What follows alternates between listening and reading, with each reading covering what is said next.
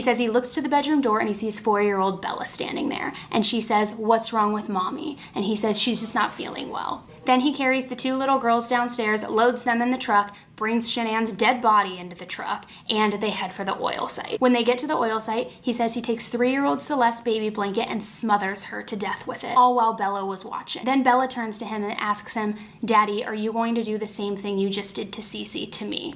I mean, this is heartbreaking. She's a young girl, she's 4 years old, but she is aware of what's going on. He says that he takes the blanket and he does the same thing to Bella, and he says her last words were, "No, Daddy." He drops the 2 girls in the oil tanks, not even together, in 2 separate tanks, and he buries his pregnant wife in the shadows of the oil tanks in a dirt patch. This guy is a heartless sociopath. Now they finally have his true confession. The story is out there. People know what happened, so there can be some sort of level of closure. But sure enough, he starts talking again just a short time later. And this time, he unloads even more bombshells. As he's being interviewed, he says, "All I could feel was that at that moment, I was free to be with Nikki, his mistress." He says, "My feelings of love for her were so overwhelming, I felt no remorse." He goes on to say he was desperate for Nicole to bear his only son and hated the idea that Shanann was pregnant with their son, so before he killed her, he actually had tried to poison her to force a termination. And then he goes and recounts the morning of the murder,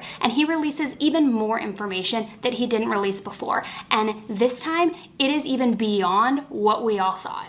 He says on the morning of August 13th, before he even had this argument with Shanann or told her that he wasn't in love with her anymore, he went over to the girls' bedroom. He says he used a pillow from their beds to smother them and kill them. After he left the girls' room, he climbed back into bed with Shanann, and that's when the argument started. After he murdered Shanann, he looked to the bedroom door and he saw little Bella standing there, which is true because he even said this in his earlier confession. However, he said, "I didn't know how she was standing there alive. I had just killed her and Cece.